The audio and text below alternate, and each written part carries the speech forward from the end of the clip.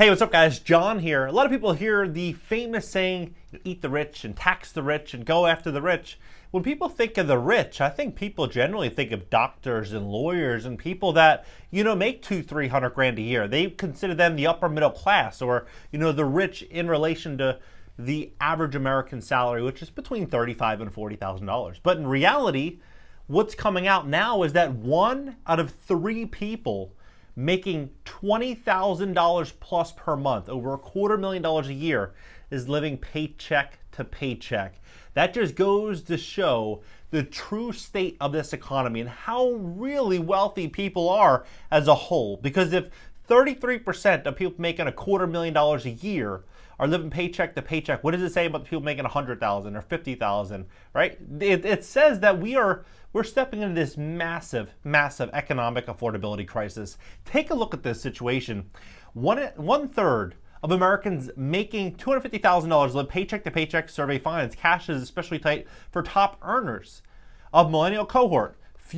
Very few reported issues covering all of their household expenses. More than a third of Americans earning at least $250,000 annually say that they're living paycheck to paycheck, underscoring how inflation is taking a bigger bite out of Americans' budgets at all ends of the pay spectrum. Now, I think that it's not just, sure, inflation's a very, very big part of it. A lot of people would say inflation is 20 to 30%, but I think another really big part of it is everyone's trying to keep up with the Joneses and trying to look wealthy and be exciting and have the nice car and have all these nice things so that everyone thinks that they're very successful. When in reality, 20, 30 years ago, people didn't care about that stuff. They didn't really care as much about showing off. But now we live in this consumer-based society that I think is really hurting people's long-term progress. I've always been an advocate of telling people that if you can't afford to buy a house, it doesn't make sense to go out there and spend $3,500 a month for rent. It would make more sense to try to stay at home or to do a room share situation with a couple of your friends. Do what you can do to bring down your expenses so that you can take 1 step backwards and 2 steps forward. Now we're stepping into this big problem that I think is going to really have a big impact on employment and just everyday Americans. Some 36% of households taking in nearly 4 times the median U.S. salary devote nearly all of their income to household expenses, according to a survey by industry publication Payments and Lending Corp. It's particularly true among millennials, who are now in the mid to 20s to early 40s. More than half of top earners in that generation report having little left at the end of the month. The $250,000 plus income bracket roughly represents the top 5% of earners in the country, according to U.S. Census Bureau data. Living paycheck to paycheck doesn't necessarily mean hardship, and Lending Club makes this distinction between those that can pay their bills easily and those who can't. Only a fraction of high earners, roughly 1 in 10, reported issues covering their household expenses in April. Housing expenses, which typically take up a large chunk of the budgets of wealthier people. Now, this is what I think is very fascinating, how they doctor the information, because when you look at what they're saying here versus what they've always said in the past, nothing ever matches up. During the pandemic, for example, in Orange County, California, the top tier cost $1.7 million in April, up from $1.2 million in February 2020, based on Zillow Group. A mortgage on that house, assuming a 20% down payment, would cost about $100K a year. That's 40% of $250,000 annual pre-tax income. Top earners, even those struggling to pay bills, are of course much better off than the rest of the nation, which is facing soaring prices for everything from food, gas, and electricity. Among all consumers surveyed, 61.3% reported living paycheck to paycheck in April, a 9 percentage point increase from a year earlier.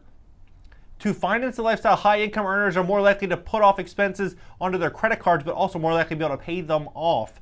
The U.S. consumer borrower soared in March by the most recent on record as credit card balances ballooned and non-revolving credit jumped, highlighting the combined impact of solid spending and rising prices.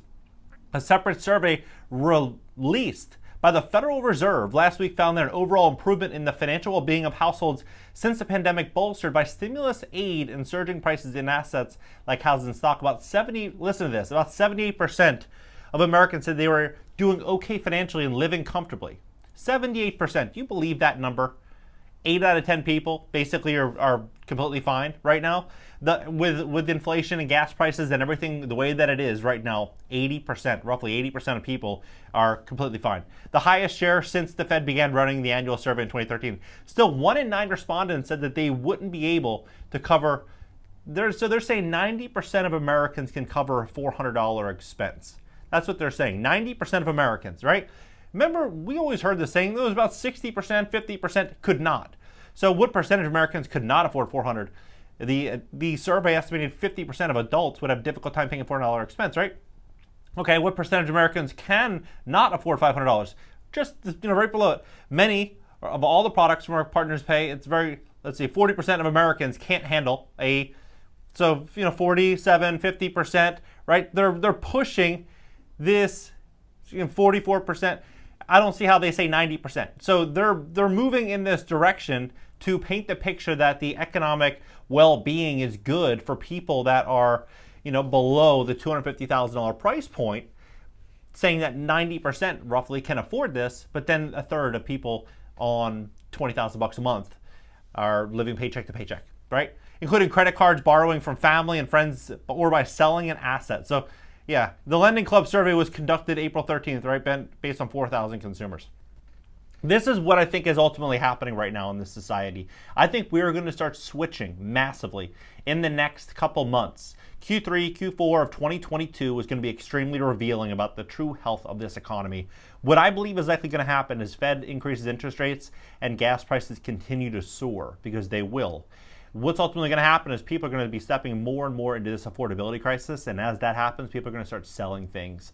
Whether it's Pokemon cards or their car or their house, anything that they have that they can sell, people are going to start selling them if they are forced to do it, because they have to make monthly payments on things that they are committed to. We're going to start to see this affordability crisis. Food costs are going to be going up. All these things are going to be going up. There's no doubt about it. What baffles my mind and really just blows my mind, as our economy as a whole has been fully supported by stimulus and unemployment benefits and PPP loans and pushing out debts and responsibilities down the road.